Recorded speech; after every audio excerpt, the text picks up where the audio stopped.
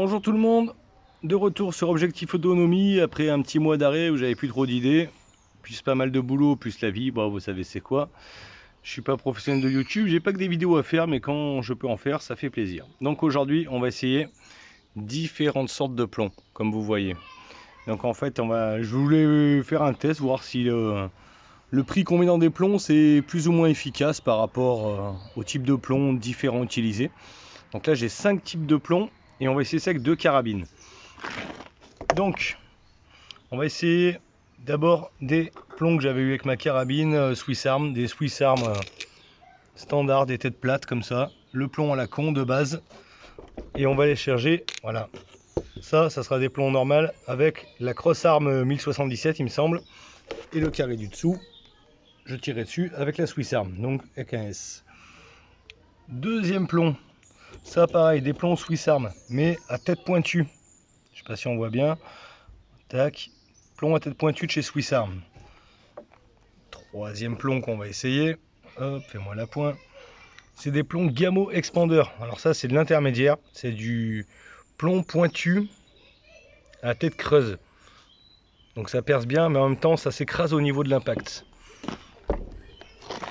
Quatrième plomb qu'on va essayer. Tac. Ça sera du Gamo G-Hammer. Un plomb qui n'a pas trop une forme de diablo. Il est plutôt sphérique. Il est bien plein, il est bien lourd celui-là. Celui-là, on va voir ce qu'il donne. Et le cinquième plomb qu'on va essayer avec les 2 carabines. Et une petite bière, mon fumier. Et une petite bière quand même parce que ça fait plaisir.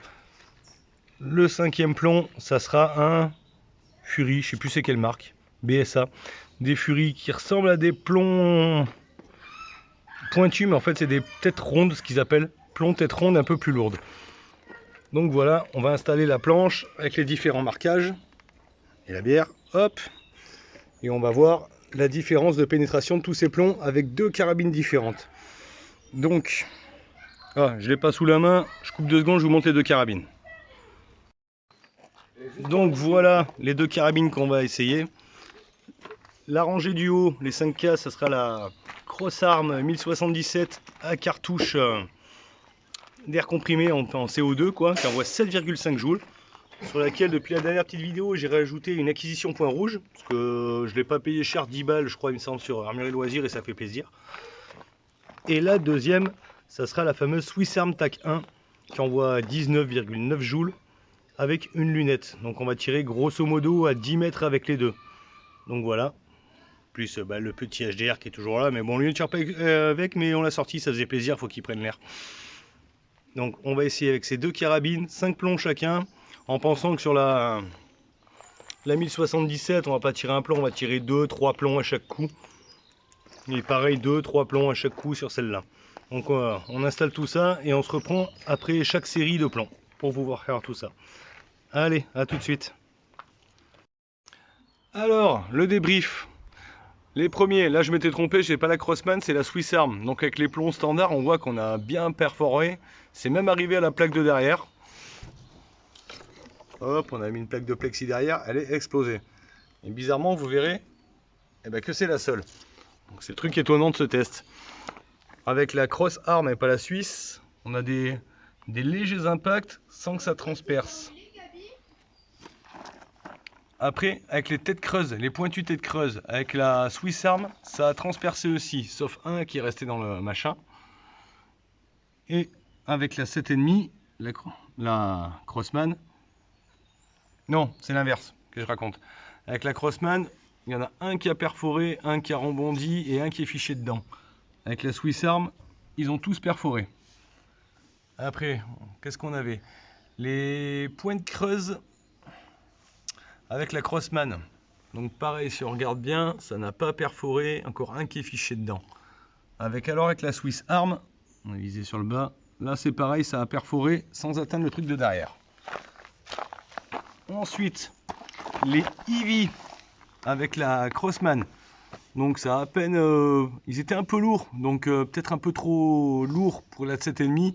Il y en a un qui s'est légèrement fiché, les autres ça a juste marqué le bois. Avec la Swiss Arm, ça transperce, mais c'est pas encore fou non plus, quoi, d'après ce qu'on voit. Et pour finir, les Fury avec la Crossman, ça impacte le bois, il y en a 2 qui sont restés dans le bois. Et avec la Swiss Arm en 20 joules, ça a transpercé, mais sans aller au truc de derrière. Donc au final, qu'est-ce qu'on peut en déduire? Ouais, on va montrer derrière. Derrière, comme vous voyez, je sais pas si ça se voit bien, parce que ça reflète avec la plaque. Ouais. Ici, voilà, nickel. On a juste quelques impacts.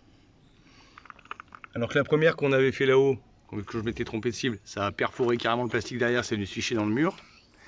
Et avec la 7,5, je crois pas que si j'ai un petit impact là qui est venu frapper derrière, un très léger dans le coin aussi, mais sans plus. Donc au final, qu'est-ce que je peux en déduire? Hop, pas la plaque. Qu'est-ce qu'on peut en déduire sur tous ces plombs? C'est qu'en fait, j'ai pas les plombs plats. Ah, on me les amène, c'est cool. Vu le prix que vous les payez, avec une 20 joules, le meilleur, en fait, je dirais que si vous voulez faire du tir sur cible, ça serait ceux-là, les moins chers, l'air de rien, les têtes plats toutes cons, hein. Ça va très bien pour du tir sur rime, d'une tir sur cible. Si vous voulez faire un peu de chasse, même si c'est pas permis pour de la bestiole, du pointu à tête creuse, pas trop lourd, ça va. Par contre, ça et ça, c'est bien joli, mais pour de la 20 joules, et il est encore pire pour de la 7 joules et demi, c'est trop lourd, ça impacte pas assez, quoi. Ça fouette plus que ce que ça perfore, c'est pas fou, quoi. Donc voilà, j'aurais pas cru en ce début de test moi non plus, mais en fait c'est pas plus on met cher dans un plomb, meilleur il est. Ça dépend aussi nettement de la carabine. Donc au final, optez pour du pas cher. Voilà, des trucs tout cons là comme ça, là, pas trop lourd pour de la 20 joules, encore moins pour de la 7,5. Ça suffit amplement pour ce qu'on en fait. Je regrette pas de les avoir achetés, ça pourra servir un jour ou l'autre. Surtout le Gamo tête plate pointu à tête creuse, il est pas dégueulasse. Mais ça et ça, le Gamo Eevee qui est très lourd, ainsi que le, hop, c'est à l'envers, que le Fury là avec les têtes plates, vu le poids qu'il pèse, c'est beaucoup trop lourd, même pour de la 20 joules qui envoie comme la Swiss Arm. Donc voilà, au final, le petit test du jour. Donc j'espère que ça vous aura plu. Je vous dis à bientôt pour la prochaine. Abonnez-vous, mettez un like, ça fera plaisir quand même. Et puis je vous souhaite une bonne semaine et à bientôt.